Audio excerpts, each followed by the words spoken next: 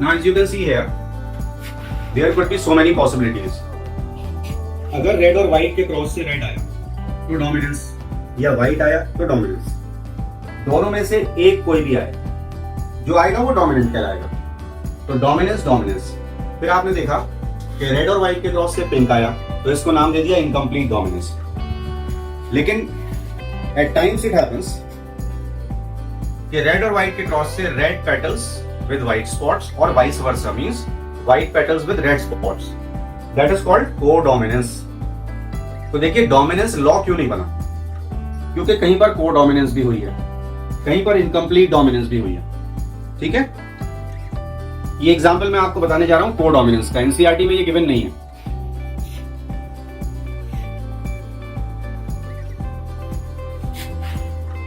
यहां पर आप देख रहे हैं डार्क रेड और you can say light brown and white. मैं आपको ब्लैक और व्हाइट से दिखा रहा हूं, ठीक है। को-डोमिनेंस,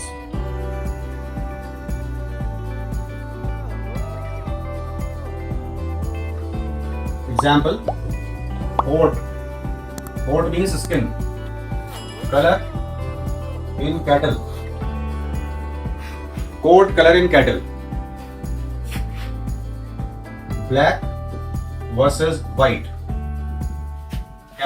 कैपिटल बी स्मॉल बी। ये हम इसलिए लेते हैं, जैसे आप ये मुझसे पूछ सकते थे कि सर जब इनकम्प्लीट डोमिनेंस लिया तो रेड को कैपिटल से क्यों दिखाया और व्हाइट को स्मॉल से क्यों दिखाया, because usually red is dominant over white. Similarly usually black is dominant over white. तो यहां पर जो F1 जनरेशन मिली, gamete is capital B and small B, that was roan pattern.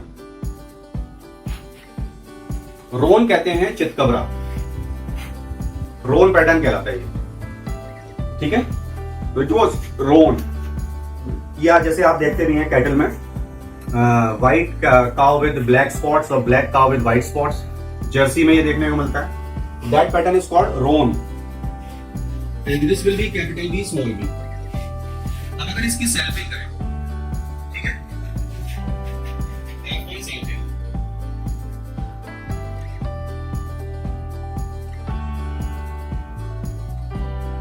Capital B small B, capital B small B, capital B capital B, capital B small B, capital B small B, small B small B. तो हमें मिला black, Ron,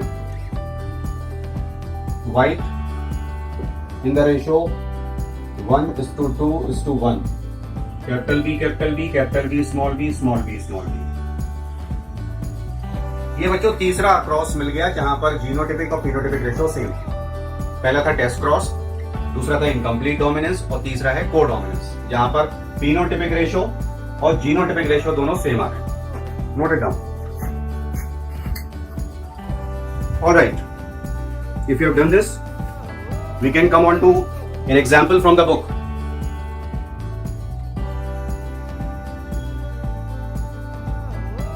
In pea plant, again, shape of seed and size of starch grains in them. P plant में shape of seed और उनमें जो size of starch grains है वो. He had round versus wrinkle.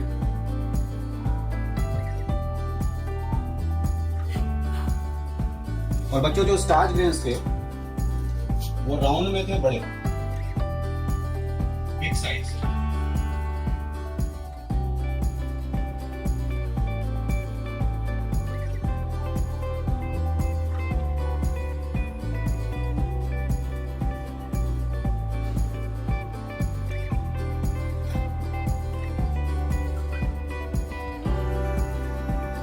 Wrinkled with a small.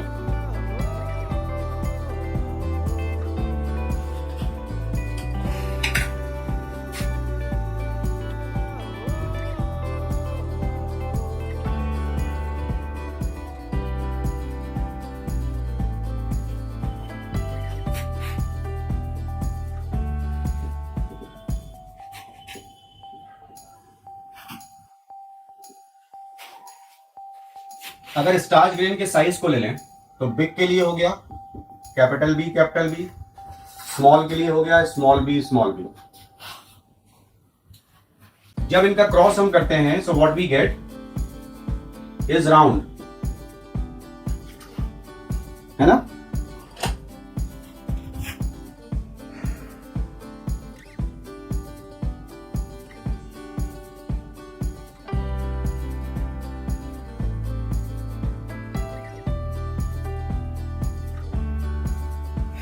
तो अगर shape of seed को देखा जाए तो इस एंगल से ये डोमिनेंस है ना.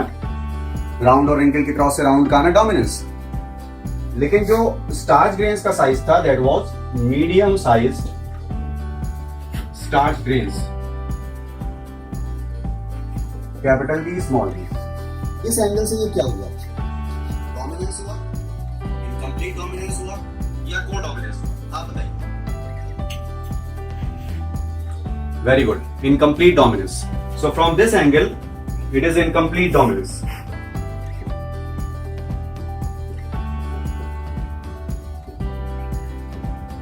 And from this angle, it is dominance. एक ही जीन एक से ज्यादा इफेक्ट शो कर रही है, शेप ऑफ सीड भी और साइज ऑफ स्टार्च ग्रेन भी. ठीक है. हम इसकी जगह राउंड के लिए कैपिटल आर भी ले सकते हैं और स्मॉल आर भी ले सकते थे रिंकल के लिए, लेकिन हमने shape of size of starch grain के हिसाब से ले लिया. और ये भी आप जानेंगे कि ऐसी चीजों को क्या बोलते हैं आगे चल करके जेनेटिक्स में आपको समझ में आएगा. Now come on to page 78. दो में से एक ट्रेट का आना डोमिनेंस है, दोनों में से किसी का भी ना आना इनकम्प्लीट डोमिनेंस है, और दोनों का आना को डोमिनेंस है. कितनी सिंपल सी बात है. Page 78 second paragraph. Occasionally a single gene product may produce more than one effect. इस लाइन को याद रखना, आगे आएगी जेनेटिक्स में. हम वन जीन इंटरेक्शन पढ़ रहे हैं और हमने 4 टॉपिक पढ़ लिए, 5 टॉपिक थे उसमें टोटल. वन जीन इंटरेक्शन में पहले हमने पढ़ा mono hybrid cross number 1, number 2 पढ़ा डाई हाइब्रिड क्रॉस, नंबर 3 पढ़ा इनकम्प्लीट डोमिनेंस, नंबर 4 है को डोमिनेंस. ठीक है. मैंने आपको बताया था कि वन जीन इंटरेक्शन में 5 टॉपिक पढ़ने हैं, तो 5 टॉपिक पढ़ने थे वन जीन इंटरेक्शन में. मैंने आपको बताया था पहले दिन मोनो हाइब्रिड क्रॉस हो गया, डाई हाइब्रिड क्रॉस हो गया, इनकम्प्लीट डोमिनेंस हो गया, को डोमिनेंस हो गया. अभी 5वां टॉपिक हमें पढ़ना है. पहले इसको बुक से देख लें, पेज 78, और जो पहली लाइन है वो आगे काम में आएगी. Occasionally a single gene product may produce more than one effect. The book says a single gene product may produce more than one effect. For example, starch synthesis in pea seeds is controlled by one gene.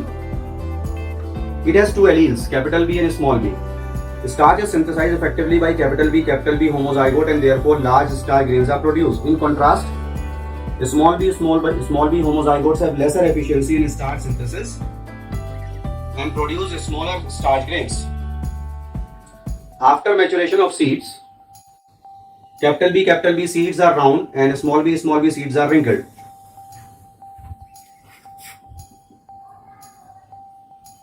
This we have written.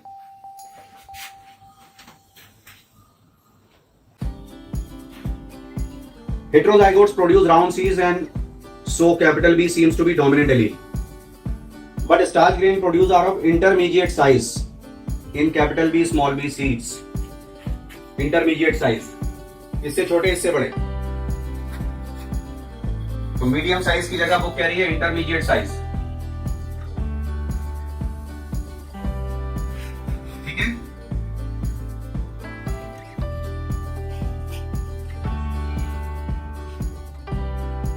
So if starch grain is considered as a phenotype, then from this angle, the alleles show incomplete dominance. ठीक है. इसके just नीचे जो topic है वो dihybrid cross है. Inheritance of 2 gene is dihybrid cross.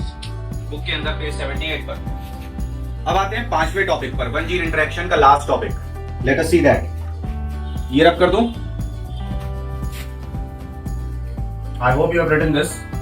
What factors determine whether the result will be dominance, incomplete dominance and codominance? This you will read from the book. एक दिन आएगा जब मैं आपको बुक से पढ़ाऊंगा ये बात. फैक्टर नहीं है. जिसे आज हम जीन बोलते हैं, मेंडल उसको फैक्टर बोलते थे.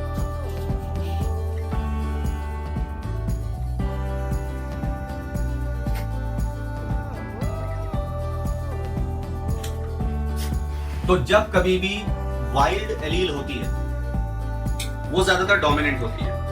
लेकिन अगर उसमें म्यूटेशन हो जाए, चेंज हो जाए, तो इट में लीड टू कोडोमिनेंस और इनकम्प्लीट डोमिनेंस.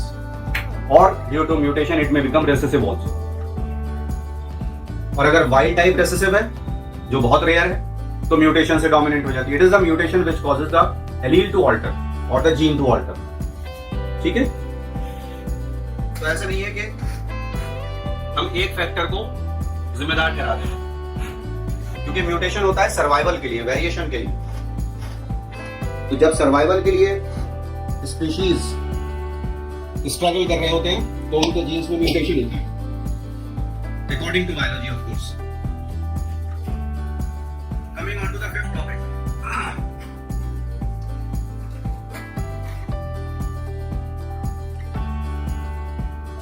इस फिफ्थ टॉपिक को लिखने से पहले एक लाइन लिख लीजिए. इस फिफ्थ टॉपिक को लिखने से पहले एक लाइन लिख लीजिए. वो क्या है? Till now we have scene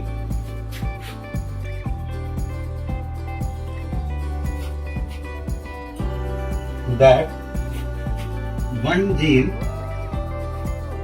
had 2 alleles. चाहे हमने मोनोहाइब्रिड क्रॉस देखा या डाइहाइब्रिड क्रॉस देखा या इनकम्प्लीट डोमिनेंस देखा या कोडोमिनेंस देखा, हमने सिर्फ ये देखा कि एक जीन के 2 एलील थे. ठीक है. अभी तक हमने सिर्फ इतना देखा. Till now we have seen that one gene had 2 alleles. बस इतना. अब हम जिस टॉपिक पर आ रहे हैं उसका मीनिंग आपको समझ में आ जाएगा.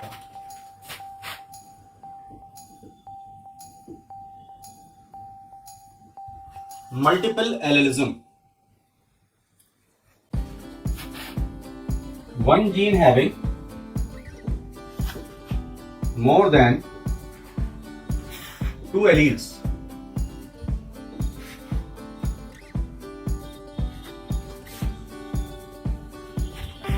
और आपके लिए काम को आसान कर देता हूं, मैं बहुत आसान कर देता हूं. Number of genotype. कितने जीनोटाइप बनेंगे इसका फॉर्मूला है मल्टीपल एलेलिज्म के लिए. यहां पर वो सब मत निकालना, मोनोहाइब्रिड डाइहाइब्रिड इंक्लूड मत करिएगा. नंबर ऑफ जीनोटाइप निकालने के लिए मल्टीपल एलेलिज्म में फॉर्मूला है n/2 n+1. n/2 n+1 where n is equal to the number of alleles. अगर एलील्स का नंबर हमें पता हो तो हम ये बता देंगे कि इस कैरेक्टर के कितने ट्रेट्स बनेंगे, कितने जीनोटाइप बनेंगे बेसिकली. ठीक है, एग्जाम्पल,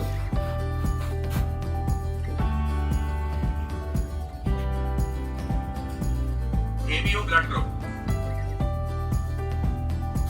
इन ह्यूमंस।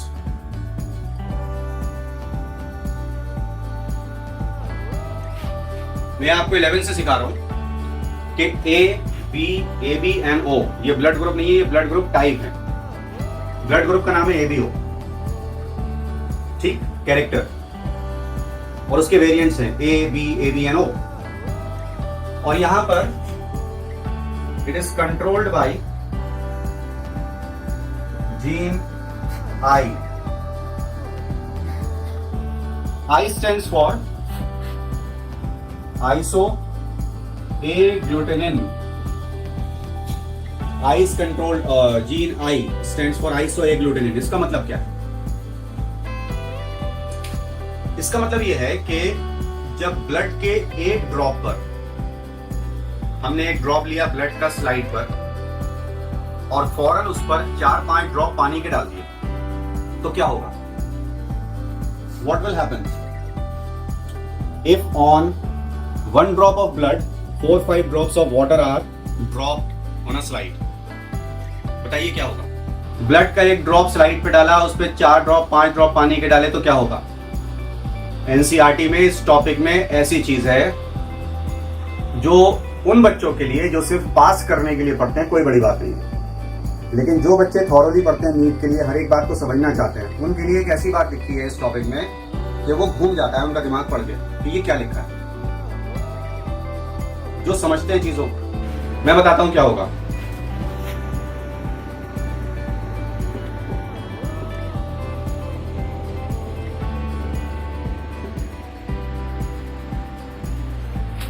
ब्लड पानी में नहीं घुलेगा, वो जम जाएगा, आप कहते हैं क्लॉट हो जाएगा, इकट्ठा हो जाएगा, सारे कंपोनेंट एक साथ इकट्ठे हो जाएंगे, उसे बोलते हैं एग्लूटिनेशन और क्लम्पिंग, और वो इसी जीन का इफेक्ट है।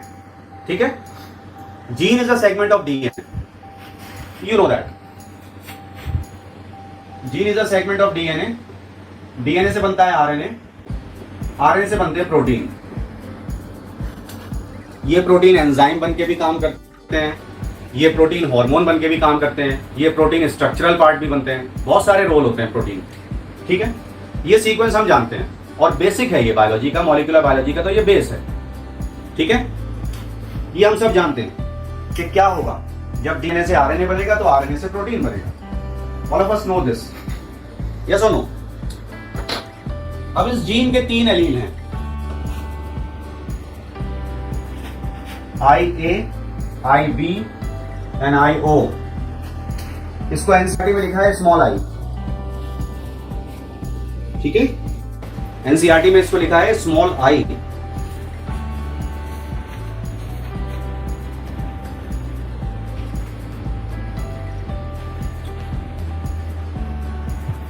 This IO or small I is wild type but recessive। कुछ याद आया? सेकेंड मेथड ऑफ जीनोटाइप में मैंने आपको लिखवाया था, it will be used in modern genetics. अभी मॉडर्न जेनेटिक्स नहीं आई है ना।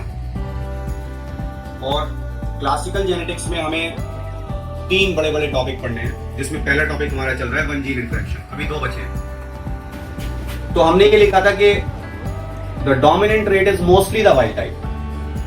वाइल्ड है इसीलिए डोमिनेंट है, और मोस्टली का मतलब हमेशा नहीं। तो मैंने आपसे ये बोला था क्या पता ह्यूमन में ही मिल जाए, और देखिए ह्यूमन में मिल गया। हमारे ब्लड ग्रुप की एलील स्मॉल आई वो वाइल्ड टाइप है, लेकिन वो रेसेसिव है। ठीक है, अब अगर 3 एलील हैं तो जीनोटाइप कितने बनेंगे? फॉर्मूला आपके पास है, जरा बताइए कितने जीनोटाइप बनेंगे? 6, राइट, शाबाश, बहुत बढ़िया। अब देखिए ब्लड ग्रुप टाइप देखिए,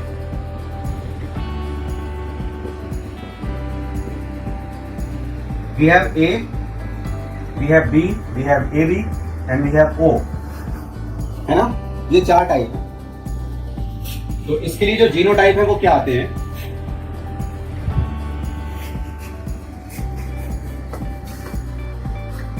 IA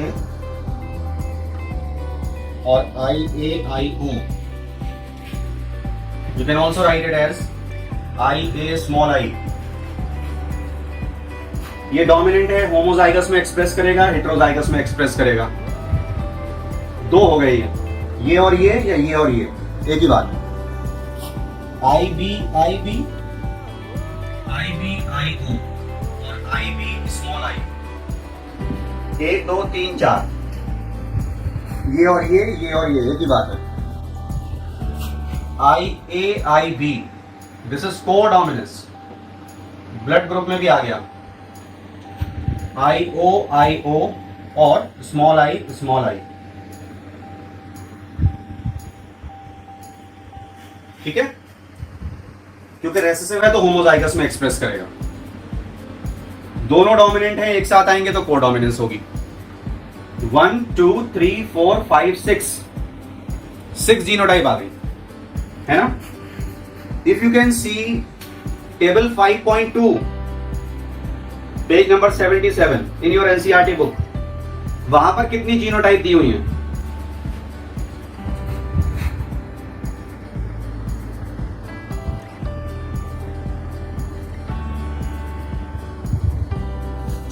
इतना आसान काम दिया है मैंने. 2 सेम दे रखी हैं, मेल और फीमेल चेंज कर दिया उन्होंने, बस 6 ही हैं.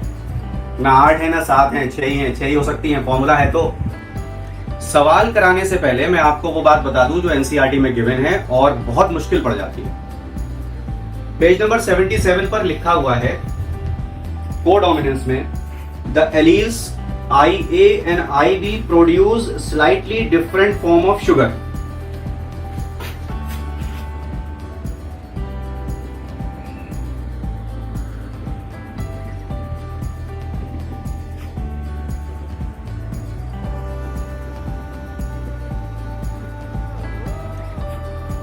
ये लाइन सबको मिली. The allele IA and IB produce slightly different kind of sugar, different form of sugar, while small I does not produce any sugar.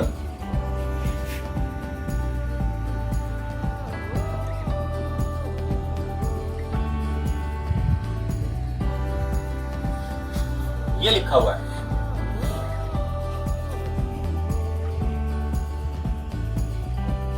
ये वो बात है जिसे पढ़ करके बच्चे का दिमाग घूम जाता है अगर वो फोकस्ड पढ़ाई कर रहा है.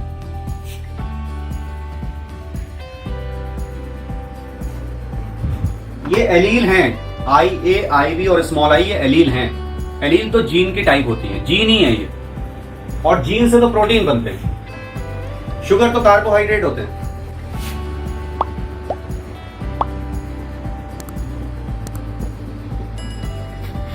तो बुक कह रही है कि एलील कार्बोहाइड्रेट बना रहा है, और बायो का बेसिक हमें ये सिखाता है कि जीन या एलील से प्रोटीन बनते हैं. ये वो बात है जिसे पढ़ के बच्चों का दिमाग घूम जाता है. किसी को बात समझ में आई? मैं समझाता हूं. ये प्रोटीन एंजाइम बनकर के काम करते हैं. Enzymes catalyse the reaction. Suppose एक रिएक्शन है जिसमें सबस्ट्रेट से प्रोडक्ट बन रहा है. हर रिएक्शन में ऐसा ही होता है कि सबस्ट्रेट से प्रोडक्ट बनता है. सबस्ट्रेट को मान लिया X और प्रोडक्ट को मान लिया Y. इस रिएक्शन को कैटेलाइज कर रहा है एंजाइम E1, और ये जो प्रोडक्ट है ये है शुगर. ये कहना चाह रही है बुक कि इस जीन से या इस जीन से जो एंजाइम बनेंगे वो जिस रिएक्शन को कैटेलाइज करेंगे उनका एंड प्रोडक्ट शुगर होगा. लेकिन इस एलील से, स्मॉल I से जो एंजाइम बनते हैं, या शायद एंजाइम बनते ही ना हो, इसलिए रिएक्शन कैटेलाइज नहीं होती और शुगर नहीं बनता. ये कॉन्सेप्ट एनसीईआरटी में एक जगह और है. जैसे अभी अर्शल ने मुझसे पूछा था कि सर ये फैक्टर क्या है, जीन क्यों डोमिनेंट और कोडोमिनेंट होती है, तो एक बुक में एक जगह लिखा हुआ है. मैं ये चाह रहा हूं कि आप जब एनसीईआरटी को पढ़े तो आप मुझसे कहें कि सर यहाँ पर जो ये लिखा है हमारी समझ में नहीं आया, ऐसा समझा दीजिए. उस दिन मैं उस पार्ट को एक्सप्लेन करूं एनसीईआरटी से. लेकिन मुझे लग रहा है कि अभी तक आप एनसीईआरटी पढ़ना शुरू कर ही नहीं है सब लोग. आप पढ़ें और आपको समझ में ना आए फिर आप पूछें तो मैं समझाऊं, मजा भी आएगा.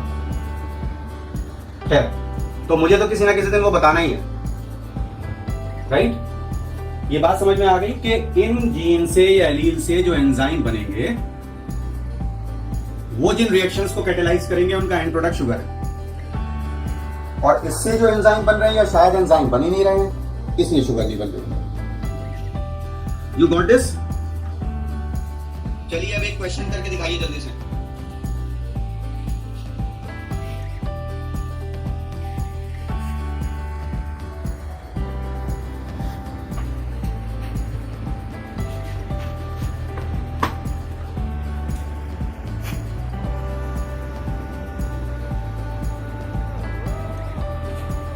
A couple have और has या have, अंग्रेजी मेरी अच्छी नहीं है, आप खुद सही कर लेना सही क्या होगा। A couple has या a couple have 4 children with all 4 possible blood group type। 4 बच्चे हैं, 1 2 3 4, सबके ब्लड ग्रुप अलग अलग है। एक का ये है, एक का बी है, एक का ओ है, एक का ए बी है। A couple have 4 children with all 4 possible blood group type। What is the phenotype of the couple? In parents का जीनोटाइप, फिनोटाइप की तो हम बात ही नहीं कर रहे हैं यहाँ पर। इन पेरेंट्स का जीनोटाइप आपको बताना है, ठीक है? 1 gene interaction is over। In the next class we'll start with 2 gene interaction। इस क्वेश्चन को करिए, ठीक है? We'll continue in the next class।